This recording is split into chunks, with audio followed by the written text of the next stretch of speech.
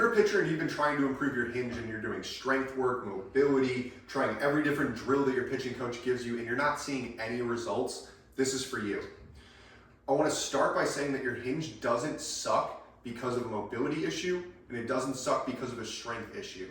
Right now your hinge isn't what you want it to be because of a movement issue. And there's a big difference between that, because we can all talk about trying to get into a hinge and we can force the position, but the question that we don't ask on the back end of that is, how does my body compensate by me forcing this hinge? So what I mean by that is one of the most common cues that you'll hear from a pitching coach is sit into your back heel. So as we do that, we go into this lift and we sit into our back heel to try to create this hinge. The number one thing that's going to happen for most athletes is their chest is going to pitch forward. So now I'm here, and because I'm in more spine flexion, as I come forward to throw, I've got to get out of it to get into extension to get here, right? But now because I went into more flexion by trying to force this hinge, I've got more room to get out of to get into the spot that I need to throw. So I'm not going to be moving as efficiently as what I might want to. Yeah, I put more force into the ground and I tried to get my hip to accept more force to ideally send it up the chain, but it didn't actually make it up the chain. So I just compensated through that entire thing, and now the result that I'm trying to get is going to lead to a different outcome, and it's not going to be the one that I want because I didn't get into that position effectively. The other thing that we also talk about is like back hip strength, right? So generally speaking, that's going to be improved with single leg stability, some squats, box jumps, deadlifts, different stuff like that, usually more in just a one plane movement. But a hinge is going to be in a multi-plane movement because we're trying to get out of it to rotate, right? So if we're just training it in one plane in isolation, it's not going to be what we want it to be.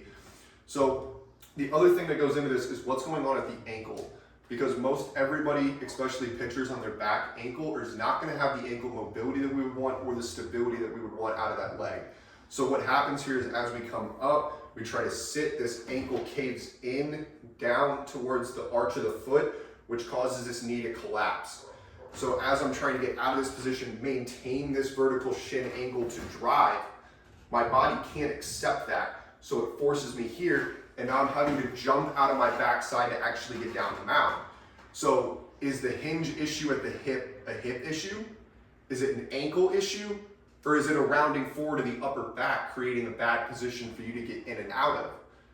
These are questions that nobody is asking, but they're the questions that you have to ask if you actually want to change your hinge.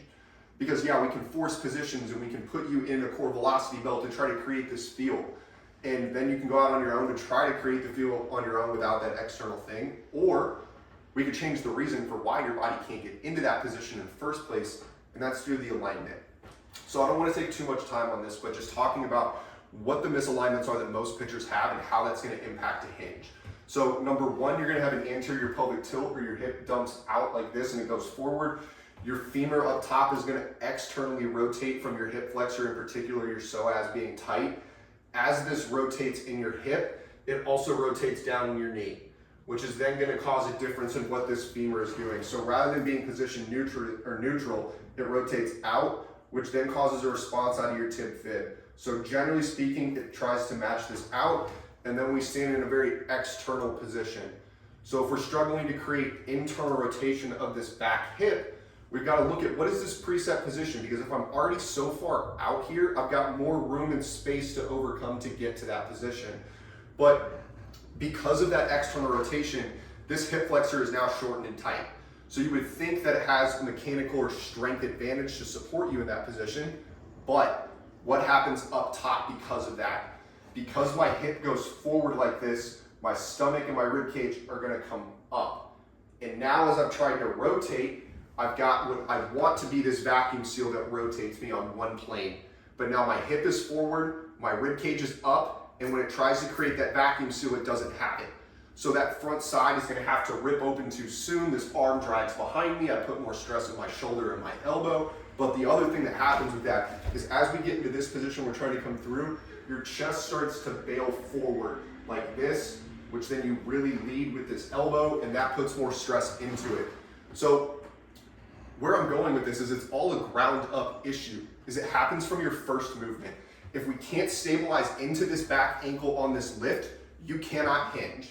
If you can stabilize into this, but this isn't in the proper position to actually allow you to get here, then something is going to happen. Generally speaking, chest pitch forward, or we shoot our knee over our toe and we get more quad dominant because you can't sit into that heel to actually support yourself. And then as we're talking about what goes forward into this, right, is this backside load is going to help my front side break. So if I don't have a good front side break, I probably don't have that back load here. But it's the same issue on this front side. Can I not stabilize into this hip because this hip is weak?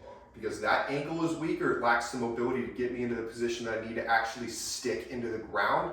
There's a bunch of different things that are going on. And it's likely not just one issue. There's multiple layers to this problem.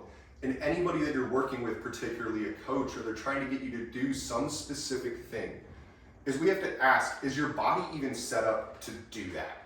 Because if it's not set up to get you into the position, you can try it 100 different ways. It will never work for you. So a cue or something that works for somebody else isn't going to work for you because your body is completely different. How you sequence movements is completely different than the teammates and the coaches that you have around you. So a one-size-fits-all approach of, hey, let's just strengthen your back leg and it's going to improve your hinge, and just putting that like blanket statement over it is absolutely going to get you nowhere, and quite honestly is going to decrease or stagnate the growth that you have. So one of the best examples I have for this is a pitcher in the Mariners organization, Michael Morales. So when he first came to me, he was dealing with some back pain. He wasn't able to hinge as well as he wanted, and he didn't feel like he was actually able to load his scap as well. Within 2 weeks, we never once talked about mechanics. He improved his hinge and he improved his scap load, and his back pain was gone.